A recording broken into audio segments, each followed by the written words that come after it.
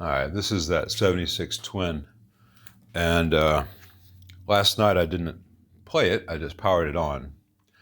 And today, before I wanted to give it a playing test, I spoke to the owner. And so the groove tube 6L6s that are in it, we're beginning to cherry plate, red plate right in the middle of the plate, just a little red spot.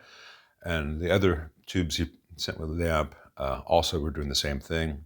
So the first thing I did this morning was I checked the bias.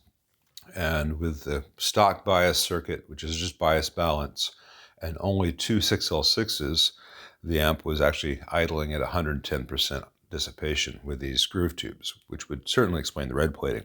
So as you can see on that bias pot, let me move the camera.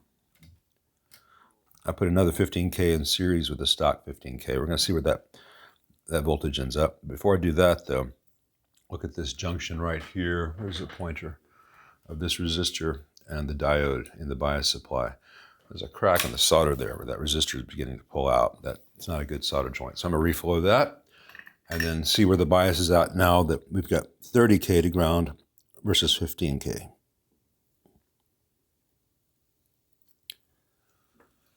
So I may have to do something a little unusual in the bias supply later to accommodate 2 tubes versus 4 tubes. Anyway, let me see where the bias is at now. Okay, with that change of that resistor from a 15K to two 15Ks in series, so 30K, that took the plate voltage from 444 up to 458, took the bias voltage from negative 37.6 to negative 49.3, and that all correlates to the idle dissipation going from 110% dissipation to 48%, which is just a little bit cool, but we will adjust that later when we redo the bias circuit properly. So let me see what this thing sounds like now that I know that these tubes will not be red plating anymore. I want to make sure that the tubes are actually good. And everything else I discussed, it needs new screen grid resistors, needs new electrolytics, and it got to clean and retension the output sockets, definitely. But let's just see what the amp sounds like with no other work done other than the bias tweak and the pots cleanings that you saw in the previous video. All right, let's see how the normal channel is sounding.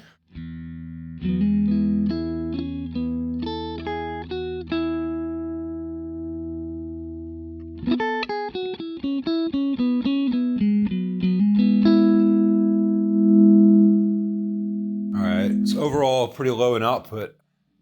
I'm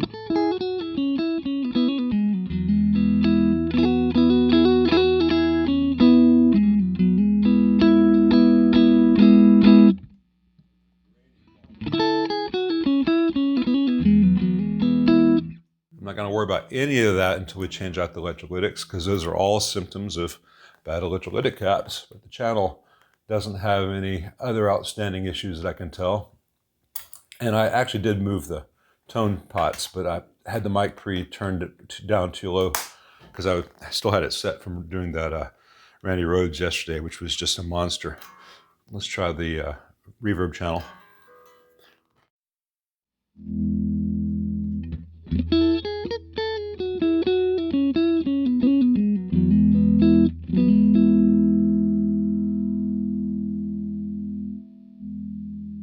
Same kind of stuff.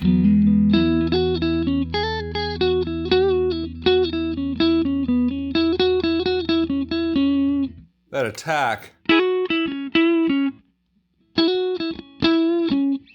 they're just not getting a transient response. Let's check the tremolo real quick. The owner said it used to work, no longer does. So I put a plug in here. Oh. It comes on and off because this RCA jack is loose. That RCA jack is how some cathode grounds are made in this circuit, in the 76. So I need to tighten that up.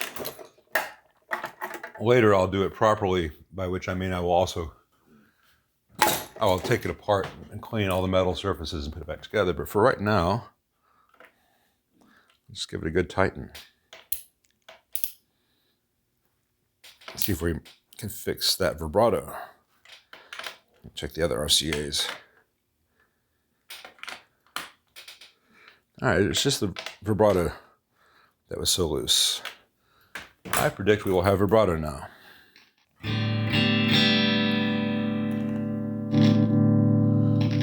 Well, it's still intermittent.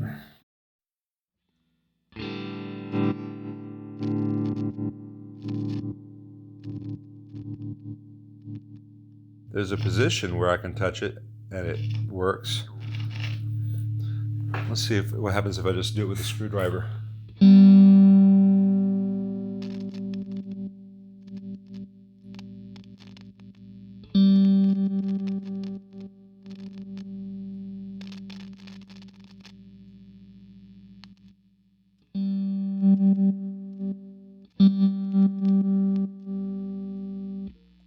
It's like it starts to do it, but it can't sustain it. So again, I'm not going to worry about it too much until I change out those electrolytics, at which point it could also be one of these ceramic disc caps right here that just cannot maintain. You do have to have a stable self-oscillating stage for that to work. It could also be a weak tube in V5, though I think the caps are more likely. Let me hook up my test reverb tank just to see if there's any surprises on the reverb channel.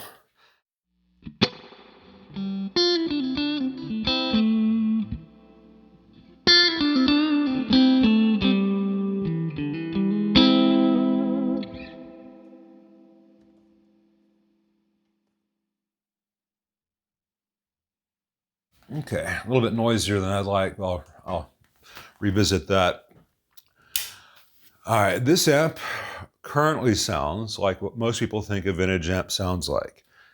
It's a little bit grainy and indistinct. The note separation isn't great. It sounds okay. It will sound so much better when all these electrolytics are refreshed. Look at the 73 Vibrasonic video from the day or two ago for a comparison to what these should sound like when they're done. So I know what to do. I'm just going to roll up my sleeves and get started.